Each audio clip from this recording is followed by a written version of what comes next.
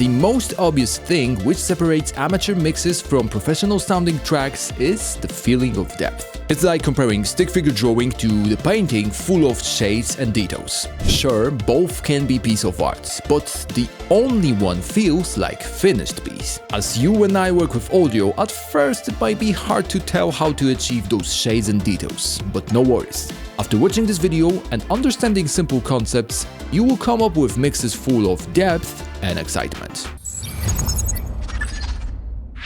The simplest way to achieve depth is to understand stereo field placement of your mix elements. Elements like deep basses, vocals, drums, or even lead lines are frequently pushed to mono or are mono signals by default. That leaves a lot of space for background elements, spatial effects, and building sounds around the core of your mix. With that in mind, pushing those chords to the background should be as simple as analyzing where they sit in stereo field, and then adding some stereo width to them. Obviously, you don't want to forget about lowering the level of those as it pushes them to the background even more.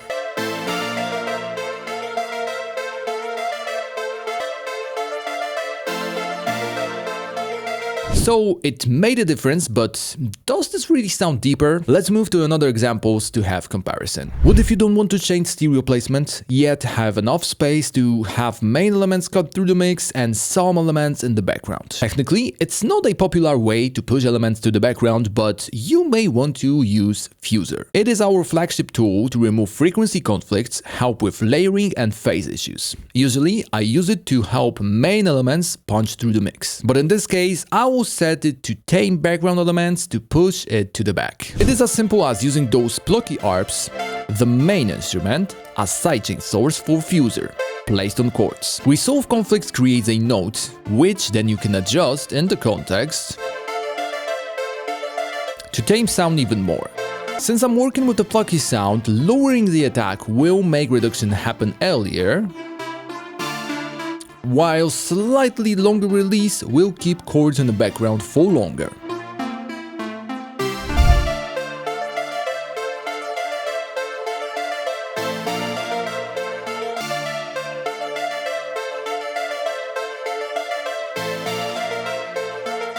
Both stereo widening and Fuser method may be okay in your case, especially if you're looking for fast and easy results. But this next method is by far the most professional approach. Don't worry, it's a pro approach, but with very easy to understand concept. Just listen how my voice sounds now and how it sounds when I move further away. Once again, here is me as your main mix element and as a background instrument.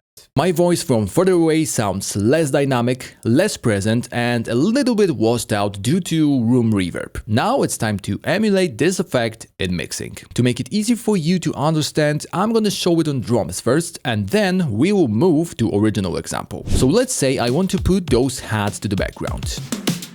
To remove dynamics, first let's use compressor. Set ratio to 10:1. Attack to fast and release to medium or fast, depending on your sound. If your compressor has auto gain feature, make sure to turn it off. Threshold knob works like a blend knob. As compressor starts shaving off transients, those hats become way less upfront.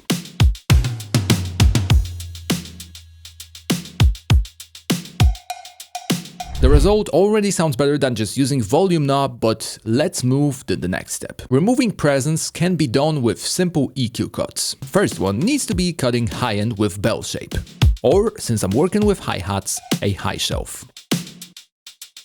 Next, you can focus on the presence area around 3 to 4K. The best way is to audition this range. And once you hear the good amount of harshness, cut it a little. Don't forget to level match those changes, since we're looking to change the tone, not the volume.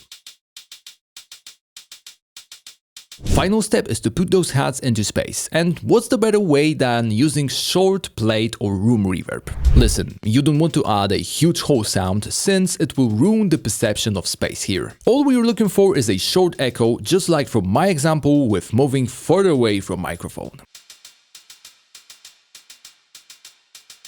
If you think that it's too much work, just listen to the difference in depth between this method and lowering the level to the same perceived loudness.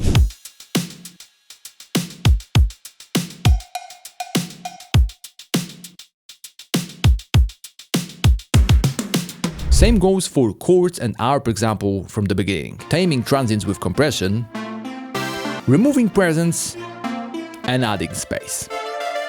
Here is how it sounds after those.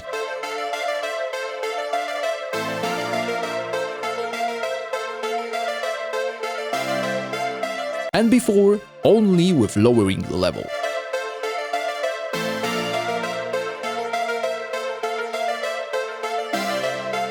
As you can hear, adding depth is not only about lowering the level and praying for good. Simple solutions like working on stereo field and blending instruments with fuser may be enough and totally fine, but understanding why things sound like they come from background makes a huge difference. But it also depends a lot on your sound selection and leveling. So if you're not quite sure about your sound choices and mixing, make sure to check all the videos on our channel, especially this one, where I showed you how to level your sounds in the easiest and most efficient way. If you enjoyed this video, make sure to leave a like, and if you haven't already, subscribe to our channel for more on mixing and mastering.